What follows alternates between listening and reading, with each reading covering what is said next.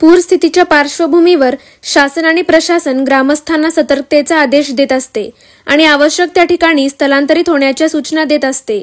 तरीही बऱ्याचदा ग्रामस्थ शेवटच्या टप्प्यात स्थलांतरित होत असतात आणि प्रशासनावरही ताण पडतो।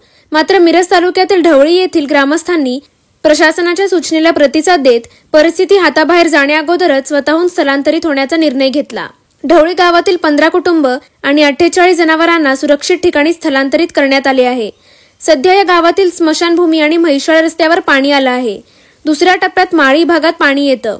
ग्रामस्थांच्या घरात पाणी जाण्याअगोदरच इथले लोक स्वतःहून स्थलांतरित झाले आहेत। प्रत्येक पुराच्या वेळी ढवळी गावाला पुराचा मोठा फटका बसतो। त्यामुळे प्रशासनाच्या सूचनेचे पालन करत ग्रामस्थांनी गावबंदित होण्याच्या अगोदरच स्थलांतर होण्याचा निर्णय घेतला आहे। जसं जसं पाणी वाढेल तसं तसं टप्प्याटप्प्याने स्थलांतर केलं जाणार आहे। महसूल प्रशासन, पोलीस प्रशासन, आरोग्य विभाग आणि ग्रामपंचायत यांच्या माध्यमातून आपत्ती व्यवस्थापन यंत्रणेचं काम योग्य प्रकारे या गावांमध्ये सुरू आहे। मी ढवळी सरपंच आकाश गौरागे। सध्या 8 दिवस अतिवृष्टीमुळे नदीला जो पूर आलेला आहे त्या अनुषंगाने आमच्या गावातील नदी पातळी ही नदी पातळीमध्ये मोठ्या प्रमाणात वाढ झालेली असून सध्या पाणी आमच्या गावाबाहेर स्मशानभूमी आणि जो आमचा म्हैसाळ रस्ता आहे त्याच्यावर आलेला तिथं पण चाललेला आहे।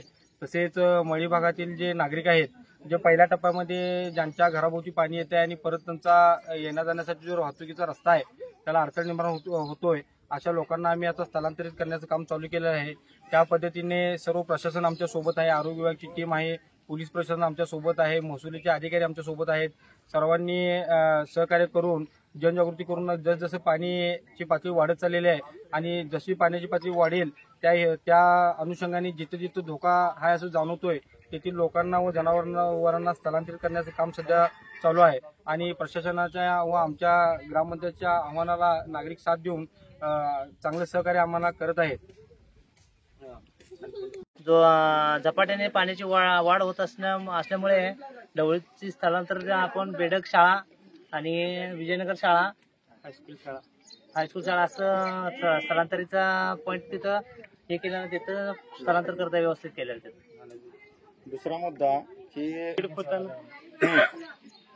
आज पाण्याची पातळी पाहत असता 1.5 फुटानं पाण्याची पातळी सकाळपासून पाण्याची पातळी 1.5 फुटाने वाढ झालेली आहे पाण्याच्या पातळीमध्ये। त्या हिशोबानं स्थलांतराचं काम चालू आहे।